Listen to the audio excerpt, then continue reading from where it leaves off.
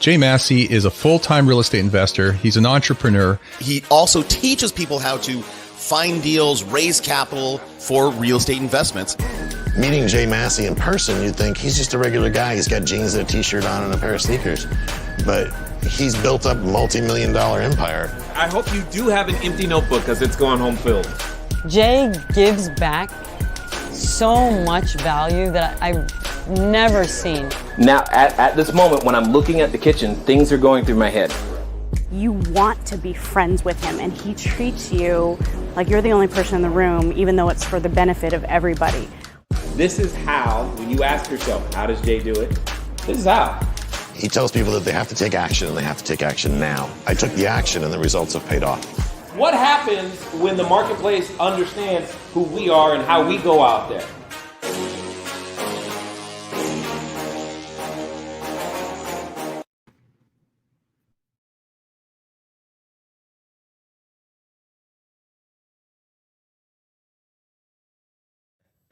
Okay, there we go. Totally messed that up. How you guys doing today? Good morning and welcome and thanks for being here. And okay, so here's the deal. Here's the deal. Today is Tuesday, and on Tuesdays we answer questions. So I've got a list of, I forgot how many questions here. And then one of the questions that was submitted ahead of time, we have a special guest to help answer, because it's a question that I get a lot. And most importantly, the way the question is typically asked actually requires an additional perspective. We'll put it that way. So we're definitely going to make sure that we do that for you guys as well. Now, for those of you who are joining for the first time, welcome. My name is Jay, CEO of CashFlowDiary. What we're doing is, this is another episode of LEDA live every day during the 9 o'clock hour. That's what I'm now saying. During the 9 o'clock hour in August, we go live. And the intent behind that is to help usher more individuals, more people like yourselves into the world of, well, just entrepreneurship, if you will, because we strongly believe that entrepreneurs are going to create the answers, which means your innovation, your ideas, the things that you think about, can they work? The answer is yes. How do we make them work? Different story. And for our particular way of doing things, we like to create cash flow, just that simple. So, and yeah, and what we want to do is give you all of the ideas, all the thoughts, all the background that it also takes, because oftentimes when we're like, hey, can I do such and such? Will this work and will that work? We get so focused on the technical and we forget the stuff that actually makes it work is often well beyond just the technical pieces of how does this business go and grow, et cetera, et cetera. So what we're doing today, again, is answering questions. So for those of you who are here for the first time, do us a favor, go ahead and type new in the chat right now, NEW in the chat. That way we can welcome you. And most importantly, we want to make sure, and if you got a quick question, go ahead and drop that there too. That's completely fine. But what we want to do is we want to do our best to serve you in the short little time that we do have today. Now, obviously, some of you, if you're joining late or you're like, what about all the other days? Today's the 18th. What happened before now? If you want to catch up with all of the ones that were done prior, or you want to get notifications for the new ones that are coming up, you can go to cashflowdiary.com/live. Also, you heard me mention that we're answering questions, which means presupposes questions had to come from somewhere. Well, they come from you guys. You can go to cashflowdiary.com/ask, ASK, to make that happen. So that way, if you have a question, you can submit it. And then and if it's a long one, fine. Plus, we occasionally will bring someone on for one of you for any sort of live instruction regarding your question so that you can actually take the next steps, because that's one of the things that we tend to focus on is the next steps. Whatever those next steps might be doesn't necessarily bother us. We just want you to know the next step, not only that it exists, that it's been done, but that you can do it as well. All right. With that being said, for those of you who are out there, thank you. Let me see. Let me see. I see Masa says good evening, which makes me wonder where you are. So I'm assuming it's somewhere in Europe or even further east. And then I have no idea what that means. Donald, you're now speaking another language and you got me. You win. So I'm assuming I'm going to go with Italian. I'm guessing, but I don't know. So I'm assuming it's something positive, but if not, that would be really funny. Either way, I appreciate you guys being here. And what we're going to do, let's dive into some of the questions that we have for today. Now, one of the questions, as I mentioned prior, it does require a special person to help me answer it. And we'll definitely make sure that we do that. However, let's start with this one. Oh, this is a good one to start with right here. It says very simply, you said yesterday, and this actually is very, very appropriate for so many reasons. You said yesterday that we need to rest, but how do we do that when we're building a business? There's so much to do. Yes, that's true. There is a lot to do. A business does require a lot of things to exist and make things happen and all the stuff. However, hear me clearly. Last I checked, babies aren't birthed overnight. There's a process to it, and there's only so much that can be done in any one day. Now, that constant and never-ending process continues day by day, but it continues day by day, right? And it's not like nature never feels like it's in a hurry to make something happen. So I think what we're really dealing with is just understanding that there's a finite amount of decisions you can make a day, energy you have a day. But most importantly, I think what we're really running up against is a realization. When you're feeling like, there's so much to do, when I'm feeling that way in relation to any goal, habit, or thing, what it means, likely, it's a signal. And that signal is saying, you probably should have started earlier. And now, because you want the result of the thing today, right? But it just takes time for things to build, to grow, etc.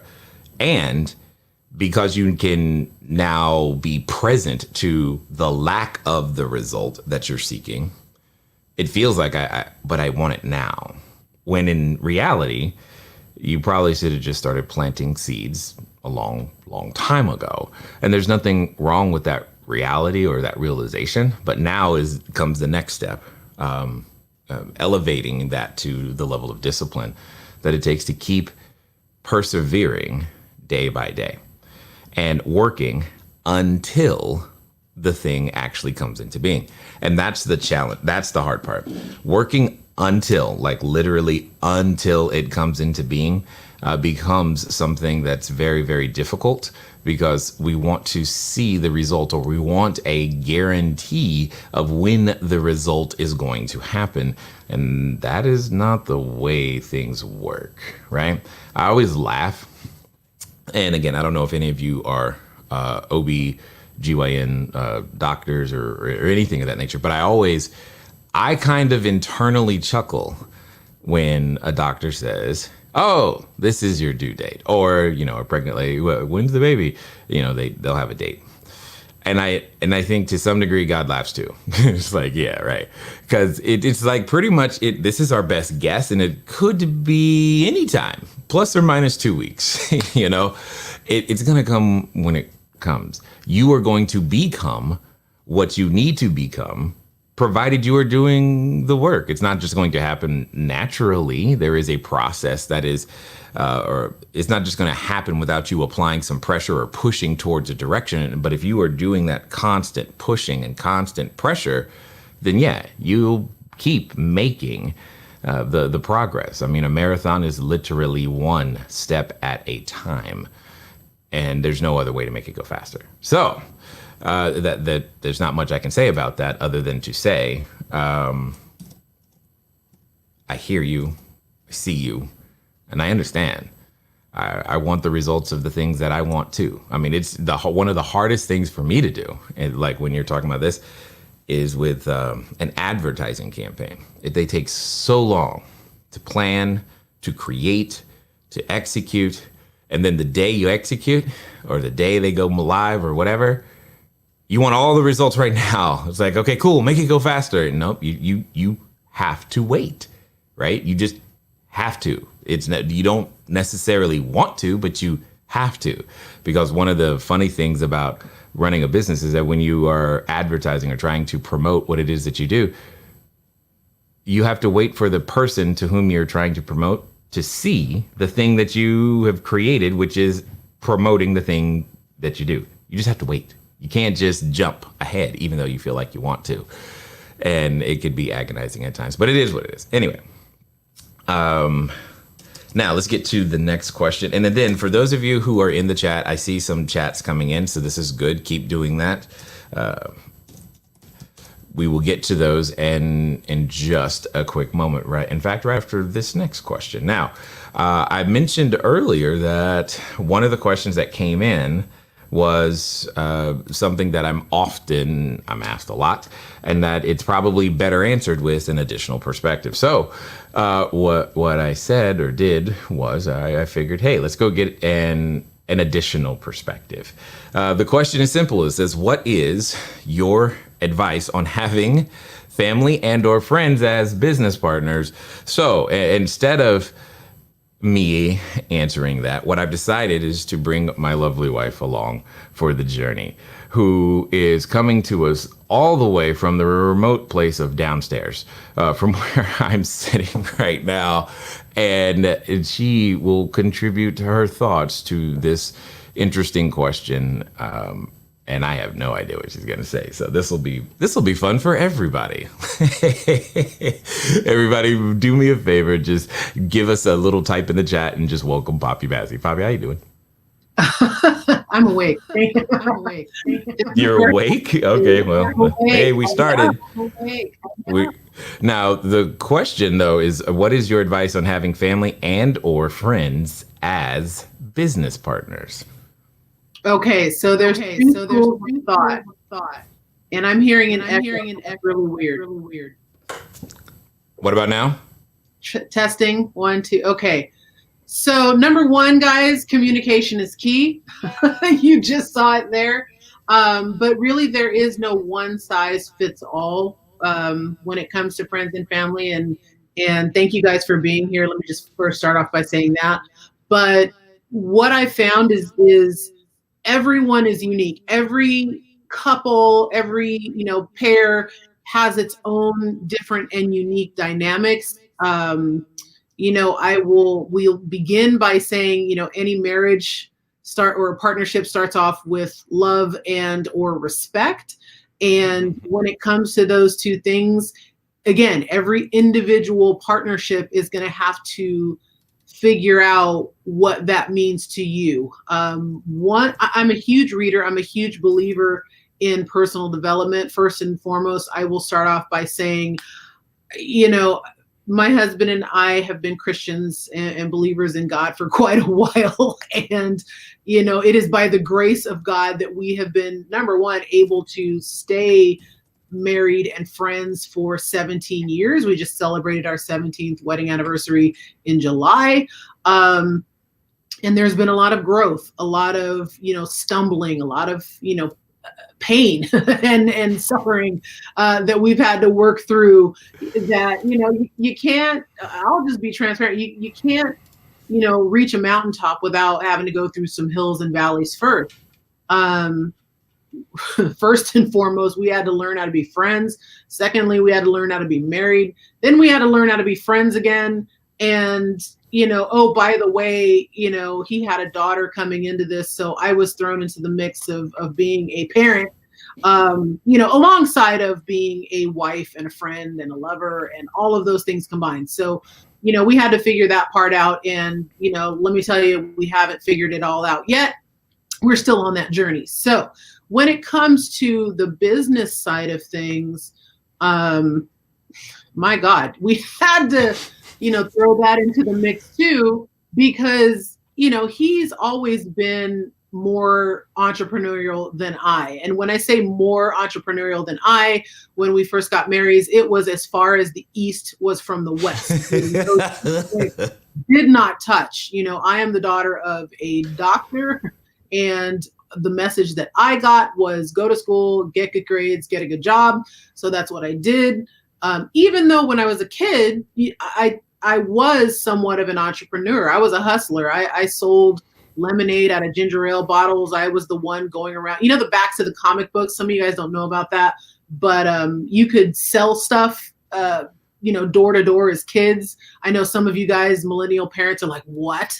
My parents did not go with me. I went door to door selling stationery. And, that was my entrepreneurial pursuit. But again, it was kind of beaten out of me by my dad. So anyway, that being said, I kind of lost it for a little bit, but, marrying my husband, again, were as different could be in some areas, but we were very similar in other areas. The stubbornness, I would say, was a similarity. Difference, was how we went about things. So, going back to any types of secrets, I mean, we, again, found our commonality in Christ. I mean, that was the one thing that we anchored ourselves to in terms of having a compass and a direction and an agreeable point as far as what our values and things of that nature should be. But again, how the mechanics of how we went about being partners, we had to figure out, we had to talk a lot. And some of those talks ended up in massive arguments and disagreements. And again, going back to the part about, God having to kiss and make up and, submitting to one another. Ultimately, my husband is the head of the household. That does not by any means diminish my value or worth in God's eyes at all. But just like being in the military or just like being in any type of business scenario, there has to be a clear-cut leader who at the end of the day is the one that puts the final stamp on all of the decisions. And I had to learn how to trust, not necessarily. First and foremost, I had to put my trust in God because ultimately, God, I don't believe that God would steer me in any direction, to where it would ultimately, be a whole detriment. The Bible talks about, God works out all things for the good for those who love Him and obey Him. So I had to put my trust in God and hang on for the ride. And when I say hang on, there was, and there still is a very strong emotional roller coaster, not only in marriage, but in business too. But, as one of my mentors said, T. Harv Eker said, how you do anything is how you do everything. So what I learned again is to trust in God, but also I learned to trust in my husband's decision-making process, even if it steered us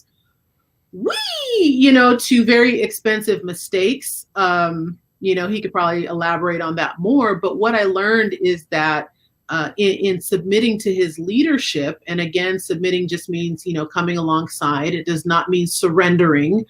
Some people like to use that term in partnership. Surrender is you give up. You give up everything, to an authoritative figure. Submission just means you come alongside.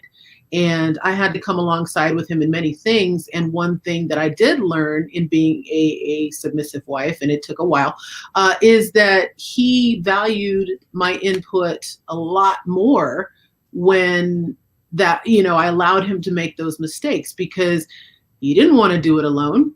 He didn't want to have to make those mistakes by himself. He had to own up to those mistakes. He had to take responsibility. So, hey, if I have someone with input into that scenario, selfishly, he's like, well, maybe I could blame her. No, I'm just kidding. Hey, I'm just keeping it real. But no, honestly, I think what he did learn is to trust my judgment as well, and trust my input as well. And turns out, like the Bible says, two are really better than one. And when you seek input, God blesses that. Where two or more are gathered, there am I, said the Lord. So it has become more so of a partnership, and we're still making those expensive mistakes. I'm not always right, he's not always right, but I think when we come together and agree on a thing, we enjoy the ride a lot more together, and as opposed to opposing one another and clash. So again, we are not by any means perfect, but what I do believe is that we've learned that it's a lot more fun and enjoyable when we work together. And, again, it's a lot of communication. We are still working on that journey. I can never have too much communication. And my husband, bless his heart, seems to think that I'm a mind reader sometimes and under communicates or communicates very succinctly. And I'm just like, where's the nuance here? So I have to tread lightly when it comes to asking my husband very specific questions to help me in my direction. He has become so much more patient with me in this respect. And, I just want to give a shout out to one of our best buds and business partners, Mr. Robert Vacola, who has also helped out so much in terms of helping my husband learn those little nuances, because Robert is basically the male Italian version of me, and has helped my husband tremendously, because Mr. Vacola is not married to my husband, so there's a different dynamic there. But anyway, so shout out to him, and shout out to anyone else who is also loved up on and helped my husband get through this thing called life. So that being said, I hope that I have come somewhat close to answering some of your questions, and my door is always open if you want to ask more specifics. So I will turn this webinar back to my incredible and amazing husband. Well, before you go, just one question, because I know that someone watching would probably ask it anyway. So to instead of having them type it, so when someone is thinking about working with their friend, family, if you will, is it ultimately worth it, and should they do it? Yes or no? That's loaded. I know. Again, ultimately, it is up to the individuals. There are some people that have agreed that they will not work together because they are honest with one another. They have agreed that they are not better together. And, like Lakeisha Williamson typed in, she said, submit equals adapt to. And, to a degree, I definitely agree with that. When the Bible talks about submitting to one another, it's not just in a marriage context. It's in a partnership context as well. And you have to come to an agreement based on who you guys are individually, but who you also are as a team. And if you find out that no matter what you do, no matter what you try, that relationship becomes more toxic when you guys are together, then be honest with one another and give it up. You know what I'm saying?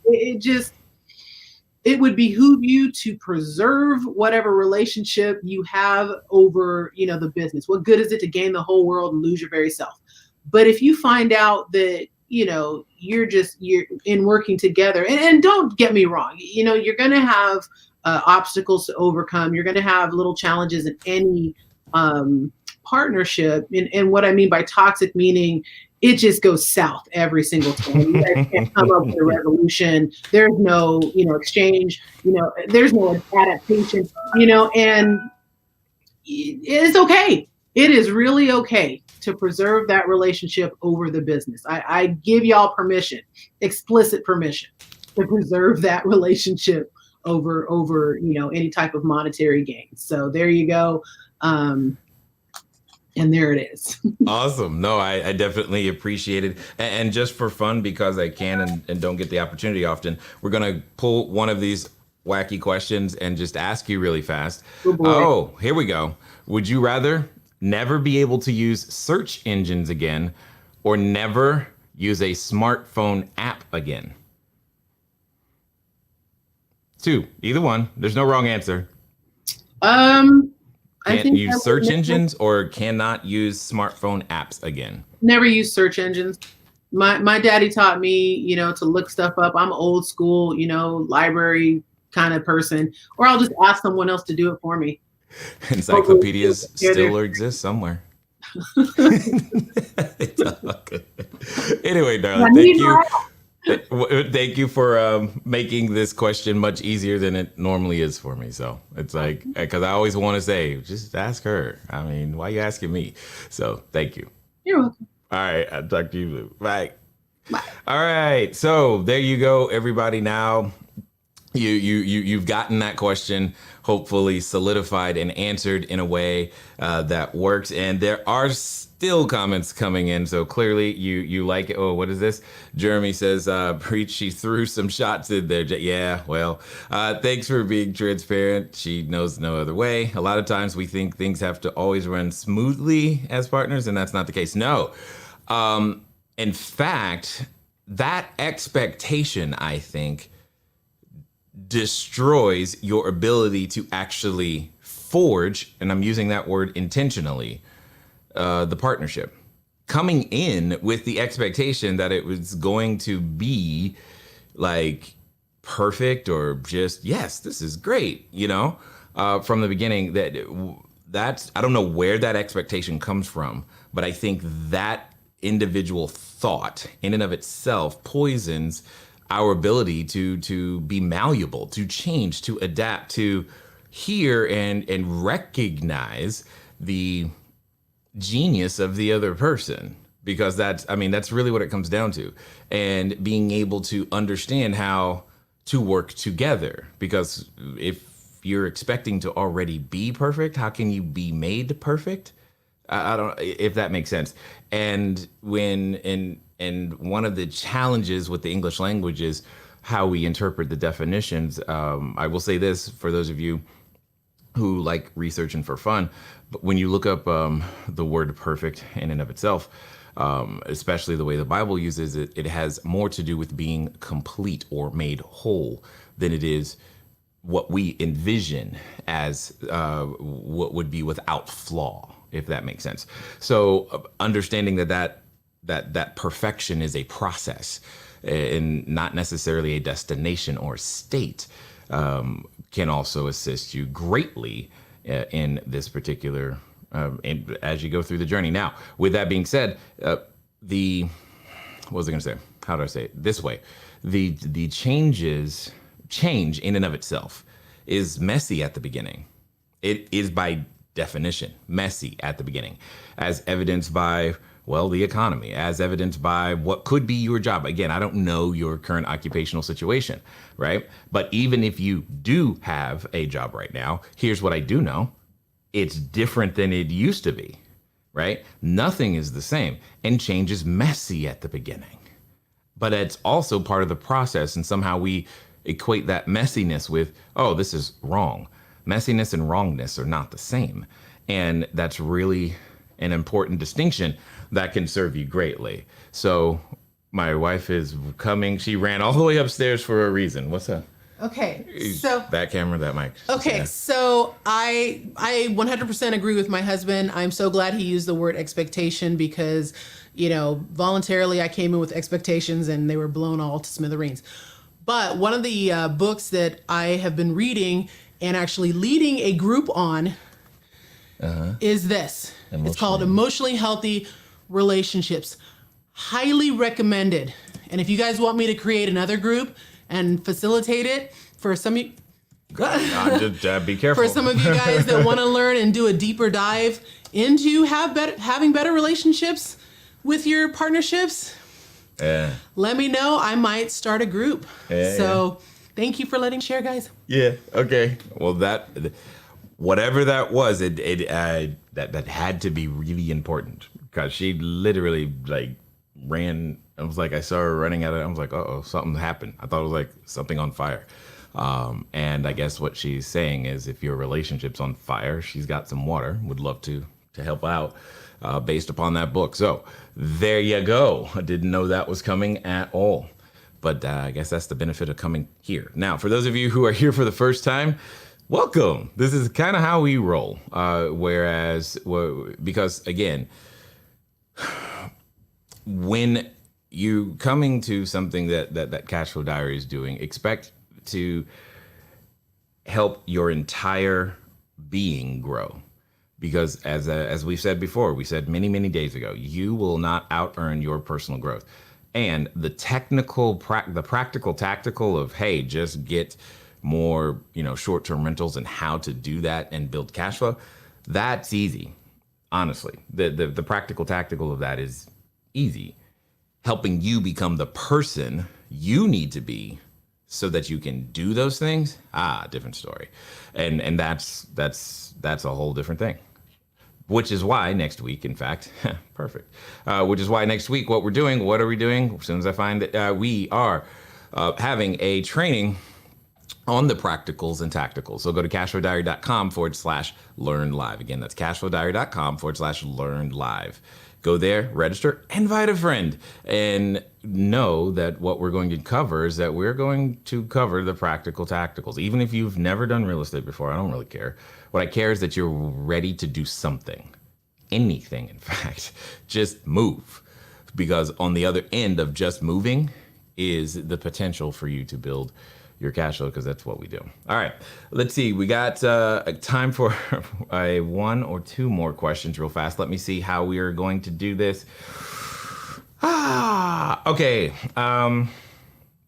Here's a good one. It says, my town is not very large and the main industry is tourism. Okay. What types of people can I attract to my short-term rental units in the off-season? Got it. Totally understood. And the answer is it depends. Because when you say tourism, it's not detailed enough. So let me give you what I mean. I hear what you're trying to say is I'm not going to have any customers. Totally understood. And I'm going to say, yeah, but you probably do, because there's still a need for housing. What I'm going to say and suggest is that there was a session that we did, I think earlier this week. No, it couldn't have been earlier this week. It was last week, where I went through the 5 areas of your business when you're trying to pivot and gave you some suggestions and a few questions that you can ask yourself regarding what it is that you need to do when you find yourself, when your business finds itself in the situations like this. There's a PDF download, workbook, all that other stuff. So if you were not here for that day and that is information you want, again, get over to the cashflowdiary.com/live, LIVE, register for that. That way you can get to the, all the past ones, as well as notifications for the new ones, okay? But ultimately, that is where your answer lies, is understanding the 5 different areas and the questions that go under them so that you can uncover additional opportunity, because that's exactly what you're asking for. So we are a person to fish kind of organization. So that's exactly what I would strongly encourage you to go find and look at. All right. See if I can squeeze another one in here. What is this? Is it better to have guests that stay less than 30 nights or more than 30 nights? Yes. What? What I mean is it's better to have guests. Okay, that's really what it comes down to. There are pros and cons and benefits on both sides to both, which is why we as an organization attack that. There are some, for example, the only difference that this is presupposing is the length of stay. And I would submit, depending on geography, there's a different answer. So there are some situations in which the geography lends itself to making it better for guests that stay less than 30 nights. These would be, of course, your traditional vacation spots, etc. And then there are some geographies during certain weather patterns and climate seasons, it's better to have them stay more than 30 nights, even though during different seasons, you would have them stay less. And I'm thinking of your colder climates where, well, I don't know, Minnesota comes to mind. So that's what I'm saying. There is no one definitive answer. It is always relative to who do you want to serve. And once you've begun to break that down, then you can begin to understand the answer to questions like this. So there isn't a silver bullet, and I'm aware some of you You absolutely hate the fact that I didn't just tell you yes, so that you could just blindly go and go, well, Jay said, I know that. And I know that frustrates some of you. Well, I will frustrate you until you learn to think and understand the reasoning so that you can do all this type of stuff for yourself. Sorry.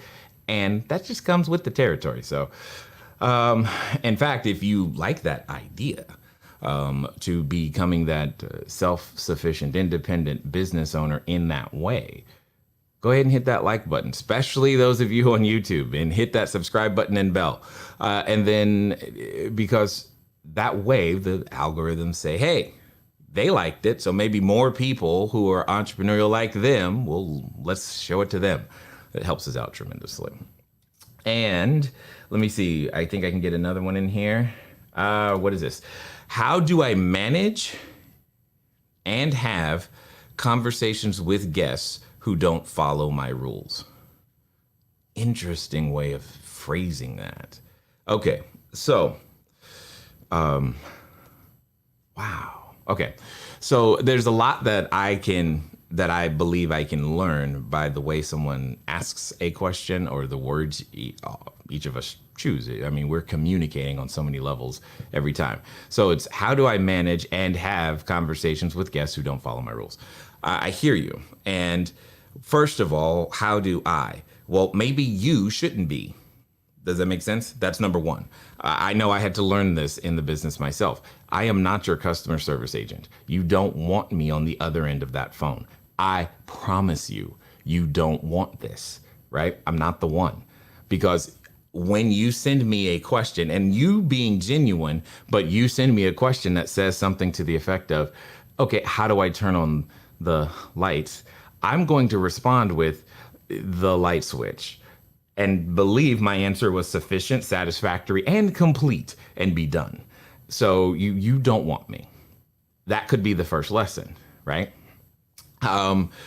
Because when you say, how do I manage? That says to me that you're having some sort of emotional reaction to sometimes the questions because, and I'm assuming you are a rule following type of person, which is fine.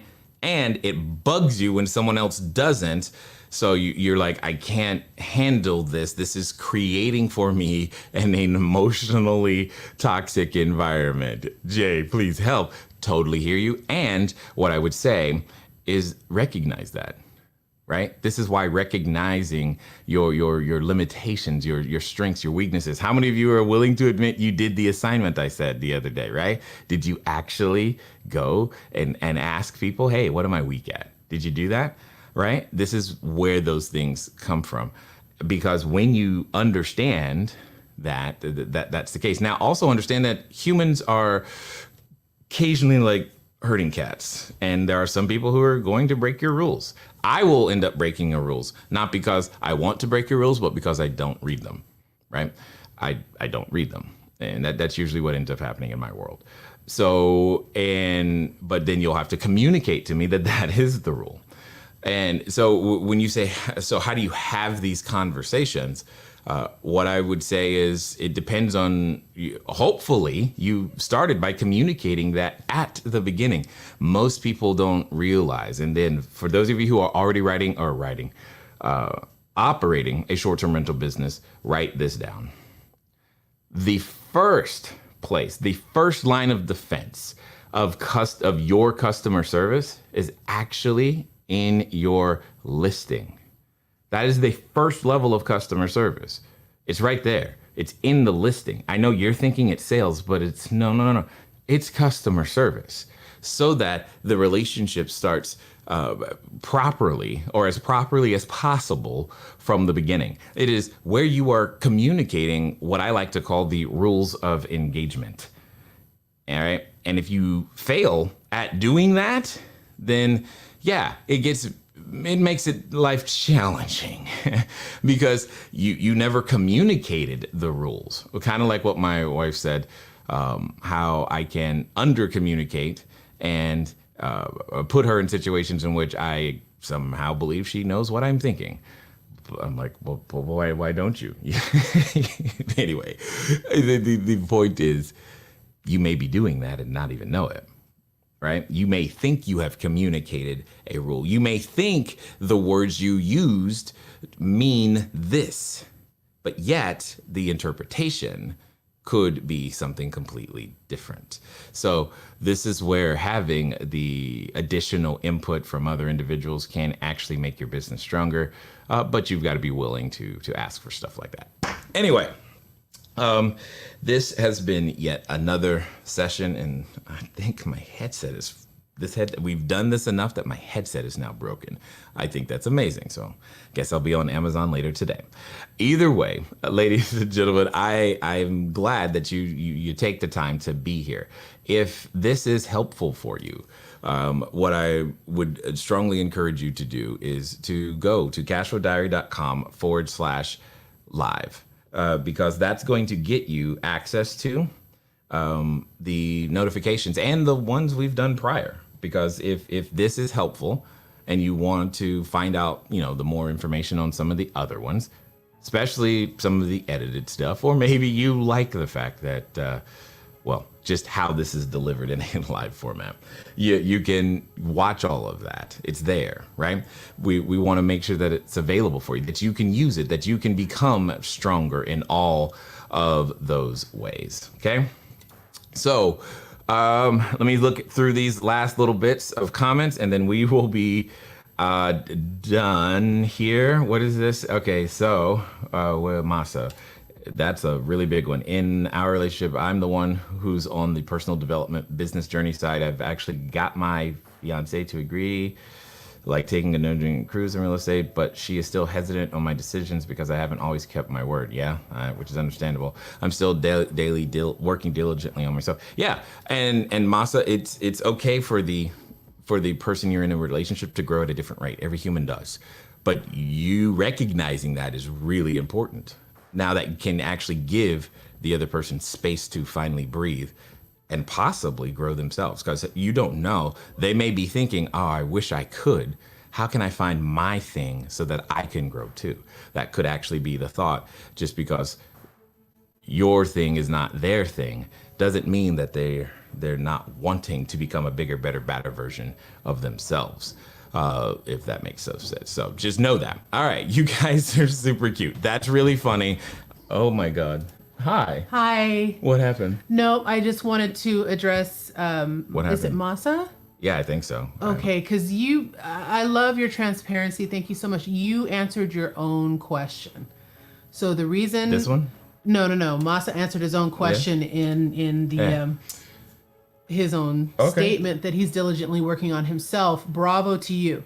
The only way that I was able to learn to trust my husband is because, if anything is one of his strengths, it is that he is a man of his word and he follows through with what he says he's going to do. The course may look like this, but he eventually gets there.